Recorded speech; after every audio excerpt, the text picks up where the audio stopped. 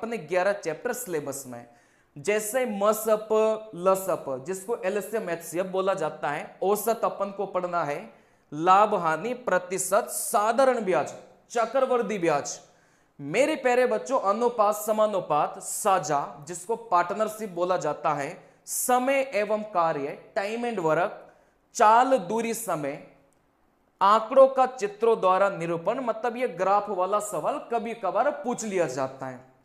चलिए, तो टोटल मिलाकर मोटे मोटे ये जो 11 चैप्टर हैं, इन्हीं से आपके पेपर में सवाल बनना है।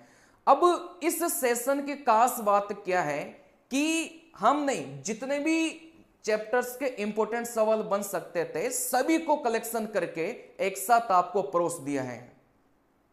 चलिए, तो जल्दी से जल्दी अपन स्टार्ट करते हैं। मेरे प्यारे बच्चों, आपका आज की क्लास का पहला सवाल देखो, ये सवाल बहुत इंपॉर्टेंट है और आपके पेपर में ऐसे सवाल पूछने के पूरे पूरे चांसेस हैं।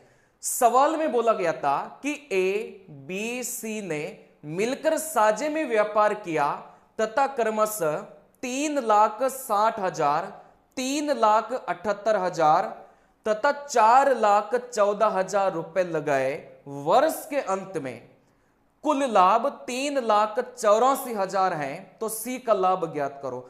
मेरे प्यारे बच्चों, ऐसे सवालों को करने के दो तरीके होते हैं।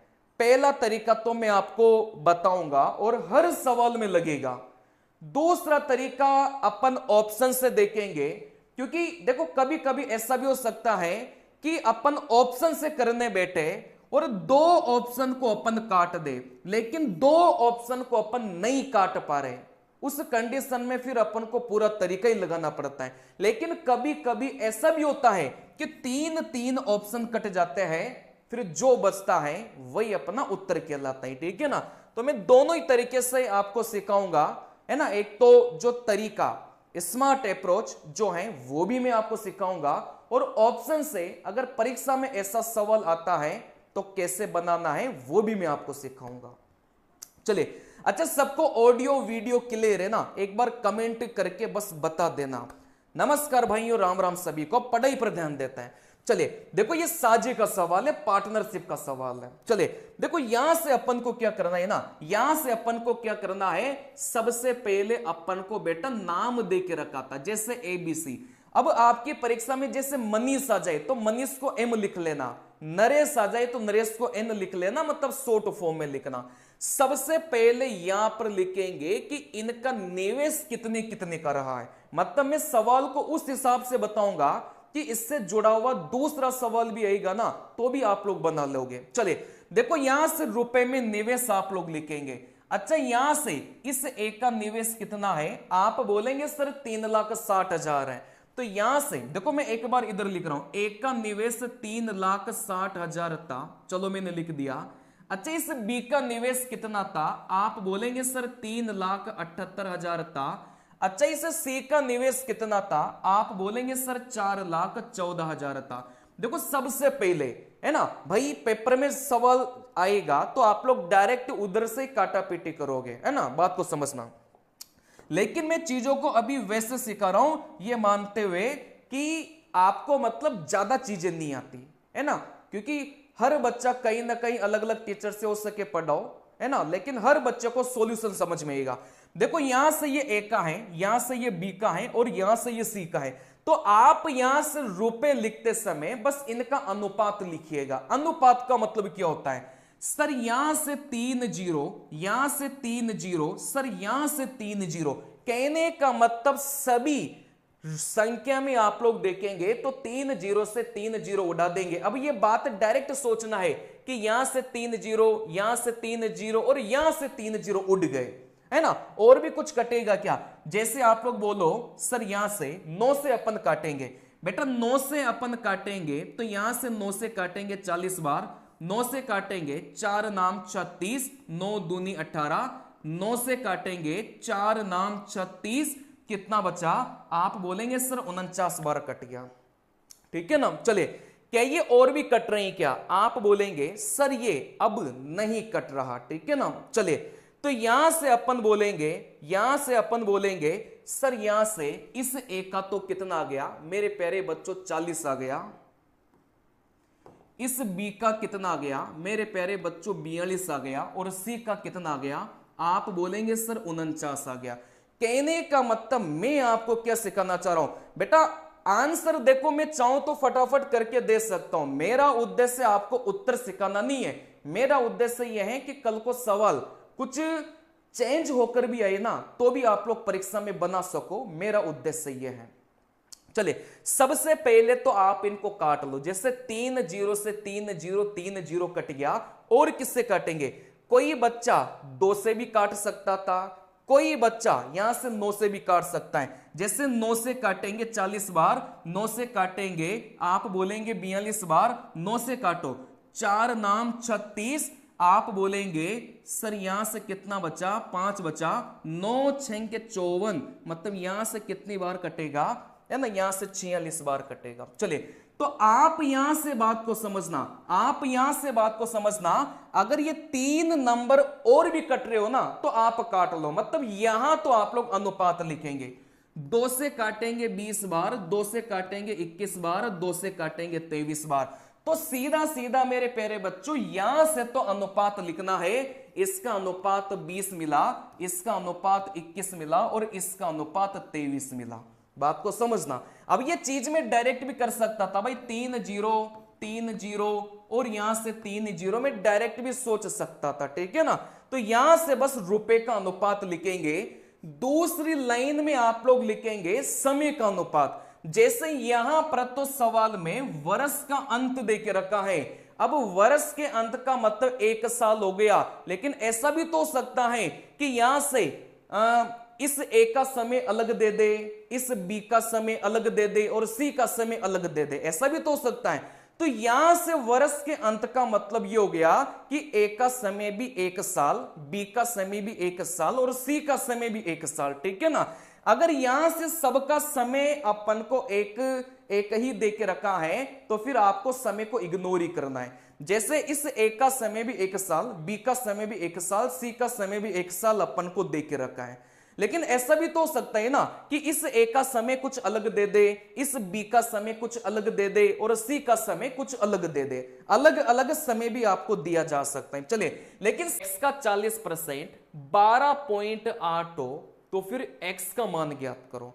अच्छा यहां से प्रतिशत को आप लोग, है ना, कभी भी अगर ऐसा प्रतिशत लिखा हो तो यहां से प्रतिशत कुछ नहीं होता, परसेंटेज होता है। जैसे 40% लिखा है तो आप बोलेंगे सर 40% कहने का मतलब वो ऐसा लिखा हुआ है, ठीक है ना। और आपको इतना भी पता होगा भाई, किसी भी संख्या के पीछे परसेंटेज लिखा हो, अगर किसी भी संख्या के पीछे परसेंटेज लिखा हो तो उस परसेंटेज को हटाकर अपन किसका भाग देता है मेरे प्यारे बच्चों, 100 का भाग देता है। अगर कभी भी आपको ये का शब्द मिल जाए तो इसका मतलब कुछ नहीं होता, इसका मतलब मेरे प्यारे बच्चों गुणा करना होता है बस, ठीक है ना। चलिए चलिए देखो यहां से अब कुछ मत करो, देखो यहां से सवाल में बोला था x, तो यहां से अपन ने x लिखा, मैंने क्या बोला भाई इस का मतलब कुछ होता ही नहीं है, गुणा करना होता है, तो यहां से गुणा का निशान लगाया, ये x है और ये गुणा है। अच्छा यहां से 40% आप यहां से देखेंगे सर परसेंटेज को हटाकर अपन किसका भाग देता है मेरे प्यारे बच्चों, 100 का भाग देते हैं, ठीक है ना। अच्छा कितना दे के रखा है, 12.8 अपन को दे के रखा है। बस यहां से हल करेंगे ना उत्तर निकल के जाएगा। अब मैं आपको एक बात समझा देता हूं, अच्छा थोड़ा फास्ट है ना, कोई बात नहीं, अपन इसको थोड़ा फास्ट कर लेंगे। चलिए देखो यहां से मैं आपको एक बात समझा देता हूं, कौन सी बात है आपके काम आएगी। देखो यहां से x 2 × 3 4 × 5 है, बराबर में यहां से आप बोलेंगे सर यहां से 3000 है, ठीक है ना। अगर यहां से मुझे x का मान निकालना हो, सबसे बढ़िया तरीका पता ही क्या होता है, मतलब जो बच्चों, जिस बच्चे की गणित थोड़ी सी कमजोर है ना, उस बच्चे के लिए सबसे बढ़िया तरीका यह है कि इस 2/3 को इधर भेज दो तो ये 3/2 बन जाएगा। कैसे, मतलब 2/3 बराबर के उधर जाते, देखो उलट गया, पलट जाएगा ये 2/3, देखो यहां से पलट जाएगा, मतलब 3/2 जाएगा। वैसे 4/5 यहां से पलट के क्या हो जाएगा, 5/4 हो जाएगा। मतलब ये तरीका उन बच्चों के लिए सही है जिनकी गणित कमजोर है, ठीक है ना। 2/3 इधर जाते पलट जाएगा, 3/2 हो जाएगा। 4/5 इधर जाते क्या हो जाएगा बेटा, पलट जाएगा। अब जैसे इसको हल करेंगे तो x का मान निकल के जाएगा। वैसा ये है ना भाई, 40/100 आप बोलेंगे सर इधर जाते 100/40 हो जाएगा, पलट गया। बस हल कर लो ना इसको, जैसे इसको हल करेंगे उत्तर निकल के जाएगा, ठीक है ना, बहुत आसान है। पॉइंट को हटाएंगे नीचे एक जीरो, क्योंकि पॉइंट के बाद एक संख्या है तो नीचे एक जीरो लग जाएगा। 2 जीरो से 2 जीरो गया, 4 इसको काटेगा, आप बोलेंगे सर 32 बार। तो अपना जो करेक्ट उत्तर है वो कितना गया मेरे प्यारे बच्चों, 32 निकल के आ गया, ठीक है ना। चलिए, आसान सा सवाल था लेकिन आपको करवाना जरूरी था, क्योंकि सारे बच्चे अपने इंटेलिजेंट नहीं है ना।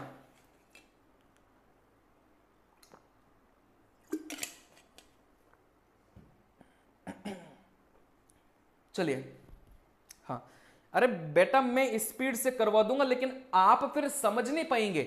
मेरा मुद्दा इस मैराथन को लेना सिर्फ सवाल और उत्तर करवाना नहीं है, मतलब आपको कॉन्सेप्ट सिखाना है कि ऐसा सवाल थोड़ा सा भी चेंज हो क्या है ना परीक्षा में तो भी आप लोग बना पाओ, ठीक है ना।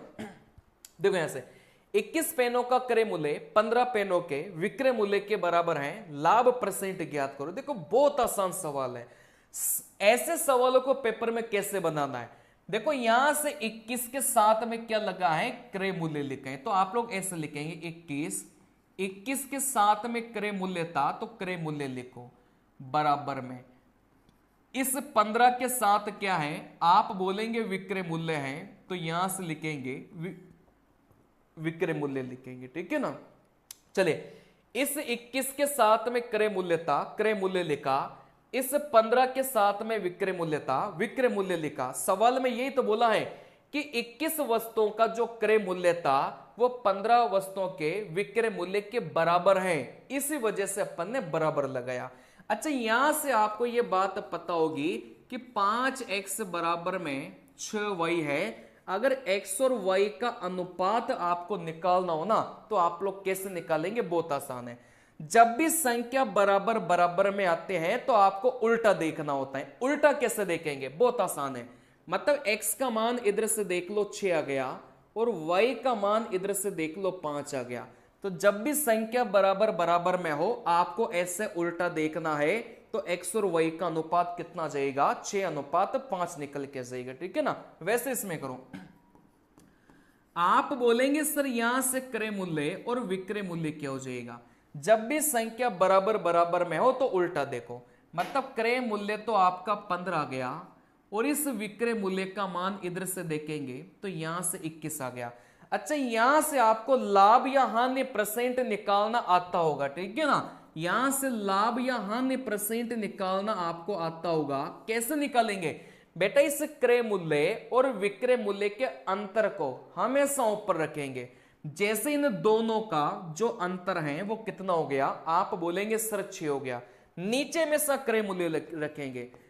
हमेशा ध्यान रखना, कभी भी आपको लाभ हानि % निकालना हो तो आप लोग क्या रखेंगे, इन दोनों के अंतर को ऊपर रखेंगे, नीचे हमेशा क्रय मूल्य को रखेंगे, नीचे हमेशा क्रय मूल्य को रखेंगे और इनटू क्या करेंगे, अपन को 100 करना है, ठीक है ना। चले, तो यहां से इसको भी आप लोग है ना लिख लेना। चलिए, तो यहां से अपन को लाभ % निकालना है, दोनों के अंतर को ऊपर रखा, नीचे क्या रखेंगे, हमेशा क्रय मूल्य को नीचे रखेंगे। % में उत्तर निकालना हो हमेशा गुणा किससे करेंगे बेटा, 100 से करेंगे। चलिए, 3 6 को काटेगा 2 बार, यहां से 5 बार, इसको काटेगा 20 बार, 20 की 2 से गुणा किया, यहां से 40%। तो अपना जो करेक्ट उत्तर है वो कितना निकल के जाएगा, 40%। तो हमेशा ध्यान रखना, पहला कॉन्सेप्ट ये आपने सीखा है ना, ये वाला। दूसरा कॉन्सेप्ट, जब भी लाभ या हानि % निकालना हो हमेशा क्रय मूल्य विक्रय मूल्य के अंतर को हमेशा ऊपर रखो, नीचे अपन क्या रखेंगे, हमेशा क्रय मूल्य इनटू अपन क्या करेंगे बेटा, 100 करेंगे, ठीक है ना। चलिए अगला सवाल। चलिए देखो यहां से, मोहन 10 रुपए की 12 की दर से पेंसिल खरीदता है तथा उन्हें 12 रुपए की 10 की दर से बेच देता है, उसका जो लाभ परसेंटेज है ना वो अपन को बताना है। अच्छा, ऐसे सवाल भी पेपर में बहुत पूछे जाते हैं, तो ऐसे सवालों को पेपर में बनाना कैसे है? हमेशा आप इधर लिखेंगे रुपए और आप इधर लिखेंगे मेरे प्यारे बच्चों संख्या लिखेंगे, है ना, समझ लो। इधर हमेशा आपको रुपए लिखना है और इधर आपको क्या लिखना है, संख्या लिखना है। हमेशा आपको यहां से दो बातें दी होगी, ठीक है ना। पहली बात को ऊपर लिखो, दूसरी वाली बात को आप लोग कहां लिखेंगे बेटा, नीचे लिखेंगे। देखो यहां से पहली बात में 10 रुपए और यहां से 12 की दर, मतलब यहां से रुपए का पता कैसे चलेगा? सर रुपए देख के रखा है, वैसे दिख रहे हैं ना भाई, ये जो रुपए हैं वो 10 के पास लगाए तो रुपए तो अपना 10 हो गया, फिर जो बचा है वो अपनी संख्या हो जाएगी। तो इस पहली लाइन में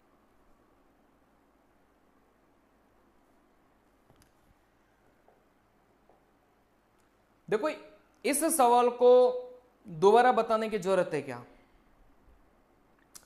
इस सवाल को दोबारा बताने की जरूरत है क्या?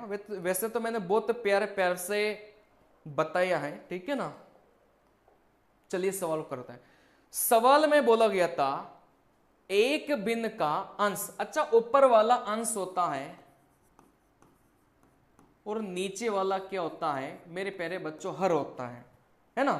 चलिए, एक भिन्न का जो अंश है और हर का अनुपात 3:4 है। अच्छा, आपको यह बात तो पता होगी, जैसे 3:4 है ना, तो इसको आप 3/4 भी लिख सकते हो। आई बात समझ में? अगर हाँ, अगर यहां से 3:4 है तो इसको 3/4 आप लोग लिख सकते हो। आई बात समझ में?